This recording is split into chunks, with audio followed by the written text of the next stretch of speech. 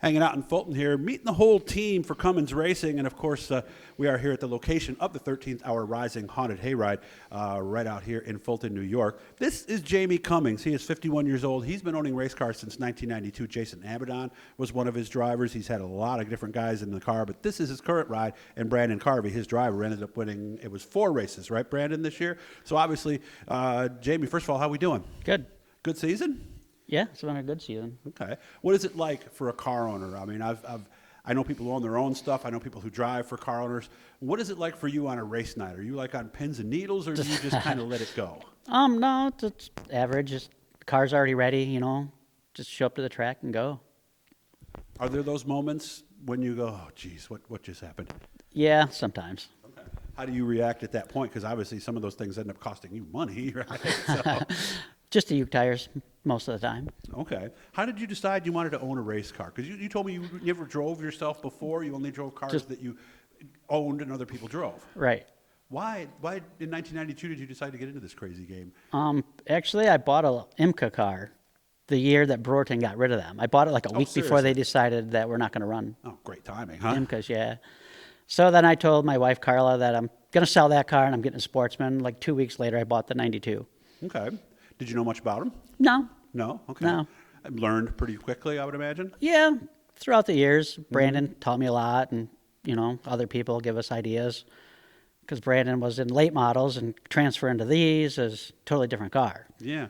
Some people say a little simpler in the setup. Is that true? I don't know, because I never did anything with a late model. Okay. So basically, I started fresh with one of these. Mm-hmm. And obviously you have some type of mechanical ability, or you wouldn't have done this in the first place, obviously, right? Yeah. All right. What's the most fun about being a car owner? What is it that you get out of it? I like working on them, and having a top 5 car. This is definitely a top 5 car. Mm-hmm.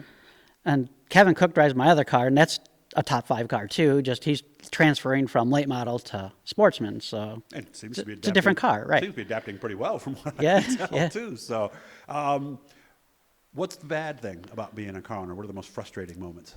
I don't know, wrecking. Mm-hmm. But like I said, I like working on them. So, Well, have we had one of those wrecks where there was almost nothing to work on afterwards?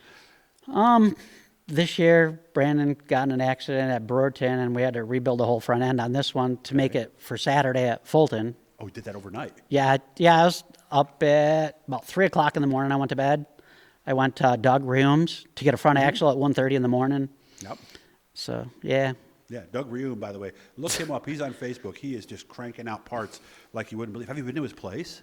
Yeah, I've been to his place. That's amazing, all that equipment. Yeah, He's got millions of dollars of stuff in there. Yeah. And so look him up, guys, if you're looking for, let me see, I think he's doing axles, of course, panels, wings. Bodies. Yeah. Pretty much anything. This was actually the first body he ever cut. That was it? Yeah. Oh, you were the first one? Yeah. All right, yeah, so check him out, guys. Send him a friend request. And also put some funny stuff up, too. So make sure to look for that also. So as we look forward to the end of the year here, obviously, it's been a good season with Brandon. Got to be very happy with what he did during the regular season. Yeah, we're all happy. Big races, though, coming up. Yep. What are we thinking at this point? How many of them might we do?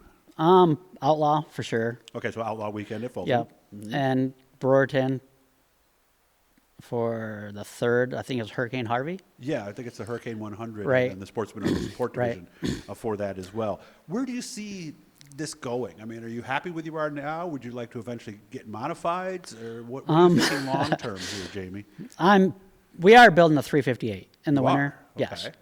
We don't know when we're going to put it in, but we are going to have a 358. And both 358s? Or, no, just one. And who's just going to drive it, Brandon? Hopefully. Okay. Well, he has a little more experience, so I would think he would be the guy. So that gives us something extra to talk about with Brandon now. We're breaking a story here that I didn't know that's going on at this point. So what do you do because there's some nights where it just seems like everything's wrong, the car won't turn, it's loose, there's all kinds of problems. How frustrating is that, and how do you handle that when you're at the track? I don't know. We actually really haven't had that issue. No? No. No bad nights? You didn't have a DNF this year? Oh, yeah. That's because we crashed and broke, so you couldn't get back out. Okay. How do you handle that with Brandon? Because I've seen some car owners that might get a little upset. Other people say, don't worry about it. It happens. You were going in the front. It's racing. You know what I mean? So it's fine. So if you can't handle that, maybe you shouldn't be a car owner, right? But talk about an emotional roller coaster for you. Yeah. It's all good. It's all good? I'm mellow. Okay. How did you get with the folks from 13th Hour? Through Brandon and Chauncey. They knew Fred? Yeah, Freddie sponsored their late model. They blew the motor in their late model, and they came to me and asked if I had an extra motor, and I told them no, but I have an extra car, and that's how he got into the 92. Oh, just like that. Yeah. So really almost kind of happened by accident. Right. Nice. And all these years later, we're still doing it. Yep. So next year, 358 for Brandon, and will Kevin still be driving At some your stuff point. as of now? At some point, 358. We're not sure at the beginning, middle, or whatever, but Well, last thing, I've always said it's probably better to move up a little late rather than move up a little early. You think that's right? whenever. Well, because I've seen guys go up early and they're at the back of the pack, Right, not doing well, anything, and I don't think People you learn. know when it's time, but there's a lot of people that are new that bump up. Like even with sportsmen, they're novice. They win one race, they bump right up. They should still be a novice. Yeah, because I think you have to learn to win. Is that Yeah. fair to say? Sure. Because if you're up front and you've never won before, I almost think you should probably wait until you do. Because I'm sure Brandon will tell you, being out in a clear racetrack, the first time you get out front is very intimidating. You can see how that could be, right? Yeah. Nobody to follow. What line do I use? It's Yeah. a very spooky feeling. See, I'm staying with the haunted hayride theme with the spooky thing. So, are there nights when you want to get in there and do it yourself? Sometimes, yeah. I think they need to bring back like car owner and mechanic races. Right, And we could right. Get you in for a night.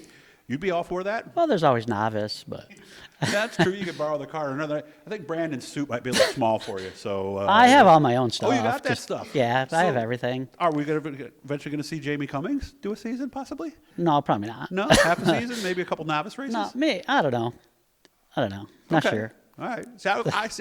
That's the part I guess that I never quite grasped. If it was my car, I'd want to at least take it out every so often and see how. I have my mother's yard.